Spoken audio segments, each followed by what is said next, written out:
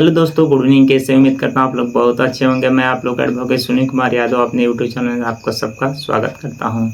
चलिए वीडियो शुरू करते हैं। और आज इस छोटे से वीडियो में हम सिर्फ इतना जानेंगे कि वरासत जो होता है वह आसानी से हम कैसे कर सकते हैं।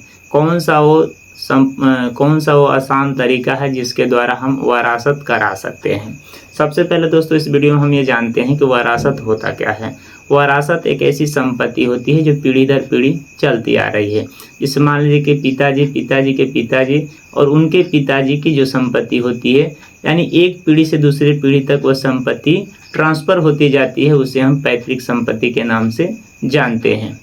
अब इसमें हम जानते हैं कि इस वरासत कराने के लिए हमको किन किन स्टेप से गुजरना होगा और कौन से वो आसान तरीका है जिससे हमें कोर्ट कचहरी से बच जाए और हमें कोर्ट कचहरी भी नहीं जाना पड़े और हमारा वरासत में नाम चढ़ जाए।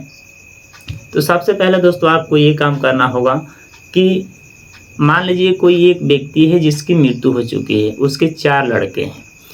उन 4 लड़कों में से सबसे जो बड़ा लड़का है वो आवेदक करेगा। उस आवेदक करने वाले व्यक्ति का आधार कार्ड चाहिए और जो उसके पिताजी की मृत्यु हुई है उनका आधार कार्ड चाहिए।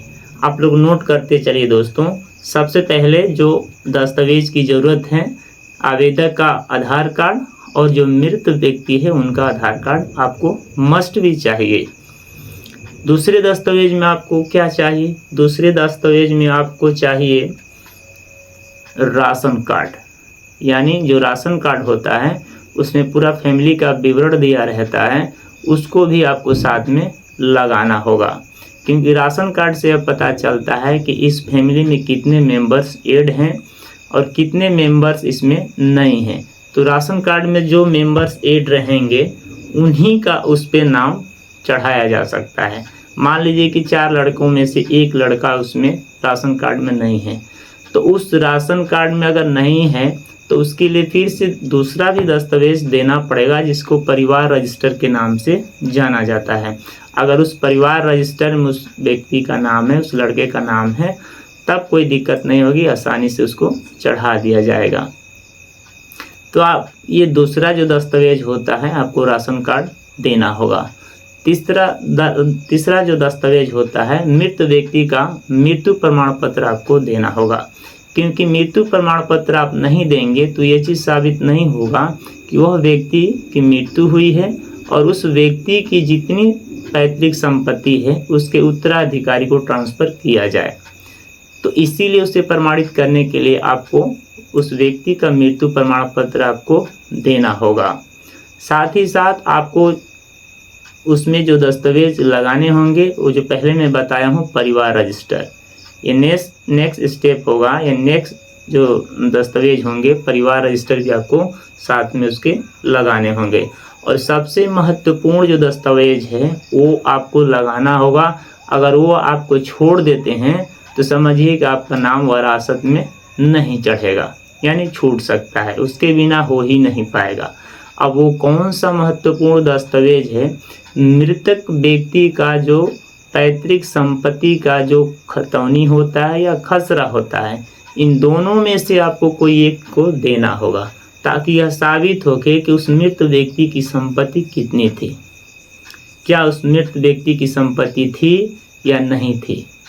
इसी के लिए जो मृत व्यक्ति होते हैं उनका क्या होगा, आपको खतौनी या खसरा आपको साथ में देना होगा, तभी ये चीज़ मान्य होगा और तभी ही उनके वरासत हो पाएंगे, अन्यथा नहीं हो पाएंगे। नेक्स्ट स्टेप क्या है? नेक्स्ट स्टेप में आपको ये काम करना होगा, जो अगला दस्तावेज है जो आवेदक करता है उसका एक प्रमाण पत्र चाहिए, यानी एक फ़ोटो चाहिए, और जो मृत व्यक्ति है उसका भी एक फ़ोटो चाहिए या प्रमाण पत्र चाहिए, ताकि इन दोनों से प्रमाणित हो जाए कि मृत व्यक्ति की जो संपत्ति है उनके उत्तराधिकारी 4 लड़कों में विभाजित हो जाए और उनका नाम इस पे चढ़ जाए, ताकि आज से यह जमीन यानी इस संपत्ति का अधिकार उनके अंदर हो जाए। आज से इस संपत्ति का मालिक वो मेरे उत्तराधिकारी बन जाए। तो इसके लिए दोस्तों आपको इन दस्तावेजों को ध्यान में रखना होगा। अब हम ये जानते हैं कि कभी कभी हमने ये देखा है कि इस वरासत के लिए लेखपाल क्या काम करते हैं कि उस व्यक्ति से पैसा लेने के लिए कुछ न कुछ उपाय लगाते हैं। तो एक चीज़ मैं आप लोग को बता देना चाहता हूं दोस्तों कि इस वरासत कराने में कोई पैसा खर्चा नहीं होता है। अगर आप कुछ थोड़ा सा पढ़े लिखे हैं, जानकार हैं, तो आप खुद से भी करा सकते हैं। तो आपसे मेरा रिक्वेस्ट है कि अगर यदि लेखपाल इसके विषय में अगर किसी प्रकार का अगर यदि पैसा लेना चाहता है तो आप उन्हें पैसा न दें, क्योंकि इसमें पैसा खर्चा नहीं होता है।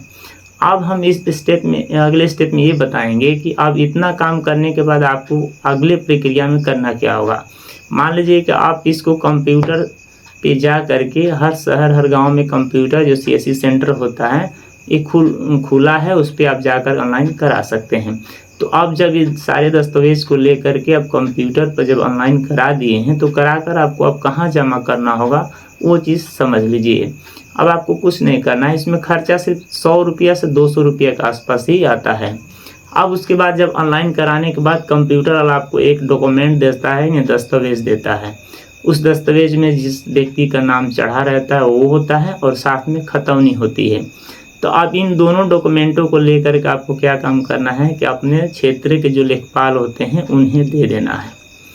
और वह देने के बाद जब वो लेखपाल को आप दे देंगे तो लेखपाल का कार्य बनता है कि उस व्यक्ति की संपत्ति पे जितने उनके उत्तराधिकारी हैं उनका नाम उस पर चढ़ाया जाए का मतलब कि इनका काम होता है नाम को चढ़ाना।